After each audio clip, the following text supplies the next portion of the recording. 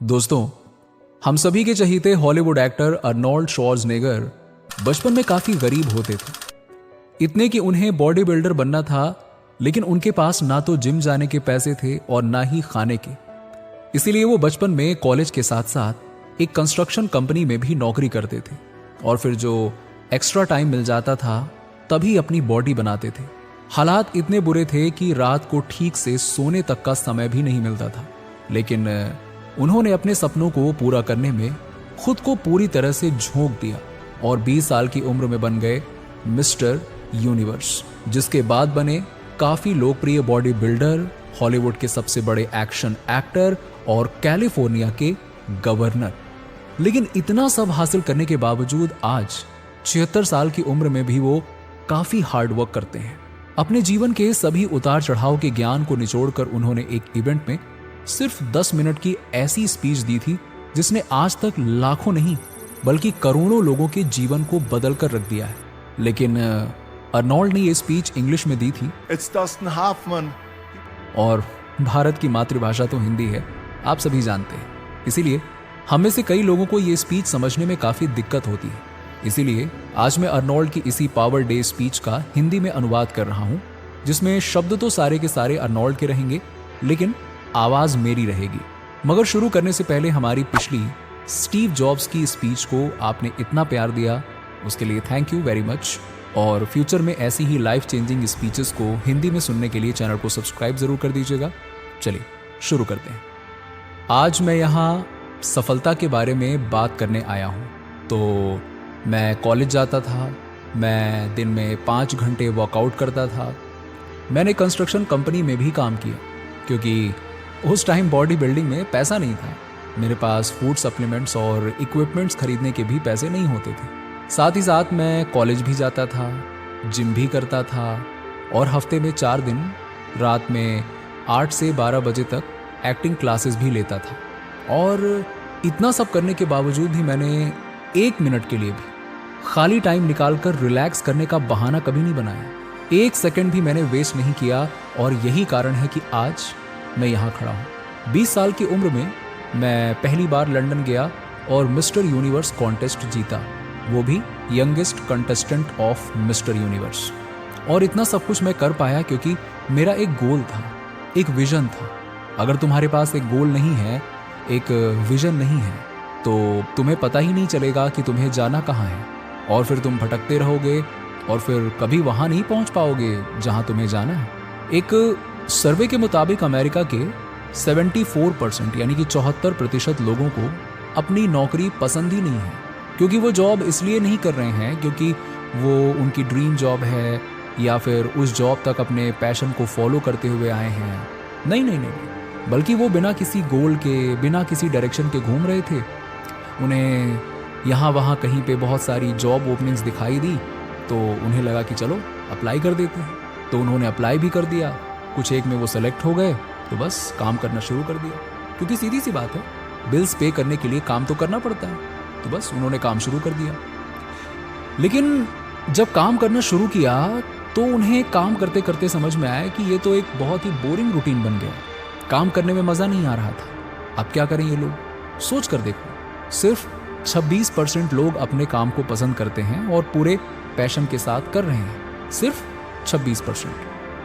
लोग मुझसे पूछते थे कि जब मैं घंटों हैवी वर्कआउट करता था तो लोग मुझे देखते थे और कहते थे कि आप तो 5-5 घंटे, 6-6 घंटे वर्कआउट करते हो, मगर आपके चेहरे पर हमेशा एक स्माइल दिखाई देती है। जबकि दूसरे लोग जो आपकी जितनी मेहनत करते हैं उनके चेहरे पर 12 बजे रहते हैं।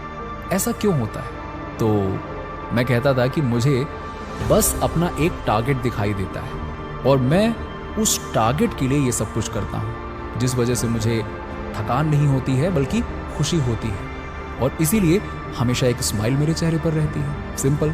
मेरे सामने मिस्टर यूनिवर्स का गोल था। मेरा हर रिपीटिशन, हर सेट एक्सरसाइज मुझे उस गोल की तरफ एक कदम और पास ले जाता था। मैं एक्साइटमेंट के कारण रात को सो नहीं पाता था, सोचता रहता था कि कब फिर से जिम जाकर वो 500 पाउंड स्क्वाट कर पाऊंगा। मैं उत्सुक रहता था हर दिन जाकर वो 500 पाउंड बेंच प्रेस करने के लिए। मैं चार्ज रहता था ये सोचकर कि कितना जल्दी सुबह हो, और मैं सेटअप के 2000 रिपीटिशन फिर से कर पाऊंगा। एक चीज़ मैं आपको बता दूं कि अपने गोल को विजुलाइज करने से और उसके पीछे फोकस्ड तरीके से फॉलो करते रहने में एक तरह का मज़ा आने लगता है। और फिर वो दौड़ भाग थकान नहीं, मज़ा देती है। आप थक नहीं सकते। सो लाइफ में एक पर्पस होना बहुत ज़रूरी है। मोहम्मद अली, उनको मैंने अपनी आंखों से झील में रगड़ रगड़ के मेहनत करते हुए देखा है। एक बार की बात है कि एक स्पोर्ट्स रिपोर्टर ने उनको जिम में सिटअप्स करते हुए देखा तो पूछा कि वो रूटीन में कितने सिटअप्स कर लेते हैं। तो मोहम्मद अली ने जवाब बड़ा कमाल का दिया। उन्होंने कहा कि वो काउंटिंग ही तब स्टार्ट करते हैं जब बॉडी पेन करने लगती है। इसको बोलते हैं हार्डवर्क। हार्डवर्क से कोई नहीं बच सकता। अगर वो लाइफ में कुछ करना चाहता है तो कोई फर्क नहीं पड़ता कि तुम कितने बड़े बाप के औलाद हो, रगड़ के मेहनत करो। कोई मैजिकल पेन नहीं है जिसे तुम खा लोगे, या कोई सक्सेस का मंत्र नहीं है जो तुम जाकर सक्सेसफुल हो जाओगे। इस दुनिया में कोई शॉर्टकट नहीं है, कोई मैजिक नाम की चीज नहीं होती है। वर्क वर्क वर्क, यही एक तरीका है। मुझे इतना गुस्सा आता है जब लोग मुझसे कहते हैं कि उनके पास जिम जाकर 5 मिनट भी वर्कआउट करने का टाइम नहीं है, या फिर कोई और काम 1 घंटे करने का जिससे वो फिजिकली और मेंटली इंप्रूव हो सके। इमेजिन करो, आज से आप रोज हिस्ट्री सब्जेक्ट पढ़ाना शुरू करते हो।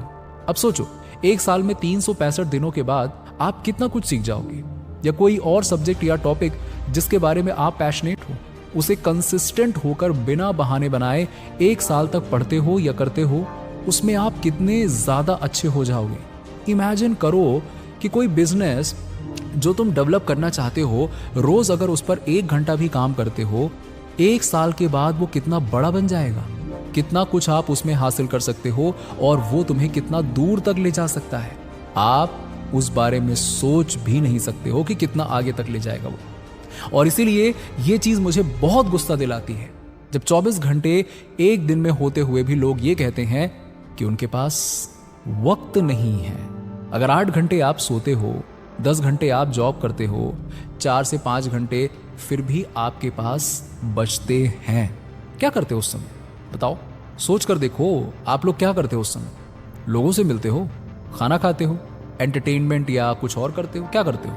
मगर तुम्हें यह क्लियरली समझ में आ रहा होगा कि कितना सारा टाइम 1 साल में तुम्हारे पास निकल कर आता है।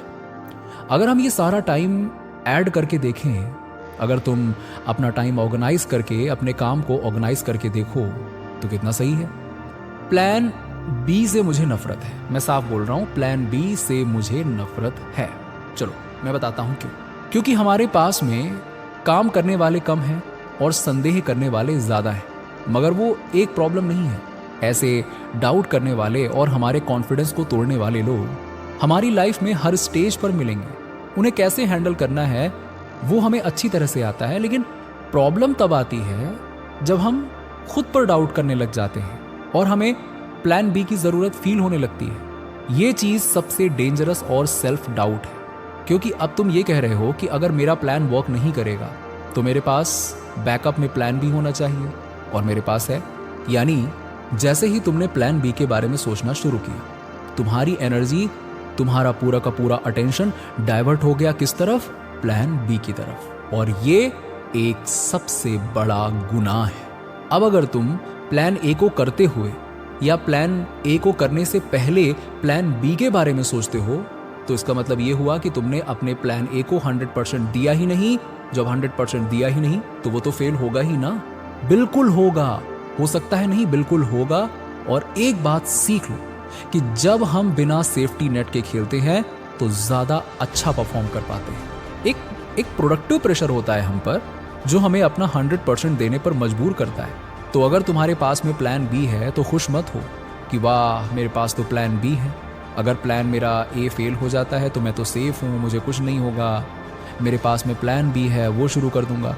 ये कोई अच्छी बात नहीं है। नफरत है मुझे इससे। इस एटीट्यूड से काम करने से आपका प्लान बी फिर से प्लान ए बन जाएगा जो कि फेल हो जाएगा। मैं तुम्हें बता रहा हूं, मेरी लाइफ में मेरे पास कभी कोई प्लान बी नहीं था। मैंने अपनी कमिटमेंट दे दी थी, full time body building champion बनना है, मतलब बनना है। मैंने फुल कमिटमेंट की खुद से कि मैं अमेरिका में सर्वाइव करके दिखाऊंगा। मैंने फुल कमिटमेंट की खुद से कि मैं शो बिजनेस यानी कि फिल्म में आऊंगा और वो भी लीडिंग रोल्स में। मैं हार्डवर्क करूंगा, तब तक करूंगा जब तक कि मैं अपने गोल को अचीव नहीं कर लेता। सेम रूल मैंने पॉलिटिकल करियर में भी फॉलो किया। तो कुल मिलाकर मेरी मानो प्लान बी मत रखो, क्योंकि ऐसा करने से आप खुद का ही नुकसान कर रहे हो और अपने सक्सेस के चांसेस को और कम कर रहे हो। लोग प्लान बी पता है क्यों रखते हैं? क्योंकि उन्हें डर लगता है कि मेरा प्लान ए फेल हो गया तो क्या होगा।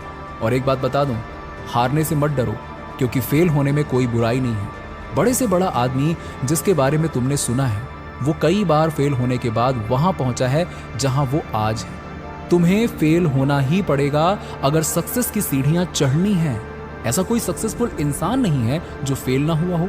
जो हार नहीं सकता वो कभी जीत भी नहीं सकता। दोस्तों, जितने बड़े फेलियर होंगे उतनी ही बड़ी सक्सेस होगी। हम सब फेल होते हैं, इट्स ओके, मगर ओके क्या नहीं है पता है? मैं बताता हूँ। हारने के बाद फिर से खड़ा ना होना, ये ओके नहीं है। फिर से फेल होने के डर से एफर्ट नहीं लगाना, ये ओके नहीं है। खुद की किस्मत या दूसरों को ब्लेम करना, ये ओके नहीं है। अपने वीक पॉइंट्स पर काम न करना, ये ओके नहीं है। वही गलती फिर से दोहराना, ये ओके नहीं है। ऐसा आदमी लूजर होता है। विनर्स फेल होते हैं, उठते हैं, फेल होते हैं, उठते हैं, हमेशा उठते हैं और कभी भी उठने में फेल नहीं होते हैं। वो वही असली विनर है। हारने के डर से आप वो कर ही नहीं पाओगे जो आप करना चाहते हो। Relax, it's okay to fail. फिर से अपनी जी जान लगा दो। जो भी तुम्हारे पास है सब कुछ लगा दो। आज नहीं तो कल, देर से ही सही, लेकिन सक्सेस को तुमसे कोई अलग नहीं कर सकता, क्योंकि सफलता तुम्हारी है। तो दोस्तों, हम उम्मीद करते हैं कि हमारी इस कोशिश ने लैंग्वेज बैरियर को तोड़कर आपको अर्नोल्ड श्वार्ज़नेगर की इस स्पीच से काफ़ी कुछ सीखने में मदद की होगी। अगर हाँ, तो वीडियो को लाइक और शेयर करके हमें सपोर्ट कीजिएगा और ऐसे ही इंस्पिरेशनल वीडियोस देखते रहने के लिए हमारे चैनल को सब्सक्राइब करके पास वाली घंटी ज़रूर दबा दीजिएगा। मैं मिलता हूँ आपसे अगले वीडियो में। तब तक के लिए कोशिश करते रहिए और आगे बढ़ते रहिए।